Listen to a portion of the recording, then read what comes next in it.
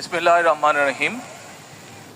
আমি মরহুমা বেগম খালেদা জিয়ার বড় সন্তান তারেক রহমান। আমি আজকে এখানে উপস্থিত সকল ভাইয়েরা এবং বোনেরা যারা উপস্থিত আছেন, মরহুমা বেগম খালেদা জিয়া জীবিত থাকাকালীন অবস্থায় যদি আপনাদের কারো কাছ থেকে কোনো ঋণ নিয়ে থাকেন, দয়া করে আমার সাথে যোগাযোগ করবেন, আমি সেটি পরিশোধের ব্যবস্থা করব ইনশাআল্লাহ। একই সাথে উনি জীবিত থাকাকালীন অবস্থায় ওনার কোনো ব্যবহারে, ওনার কোনো কথায় যদি কেউ আঘাত পেয়ে থাকেন, তাহলে মরহুমার পক্ষ থেকে আমি আপনাদের কাছে ক্ষমা প্রার্থী। দোয়া করবেন আল্লাহ তাআলা যাতে ওনাকে বেহেশত দান করেন। আসসালামু আলাইকুম।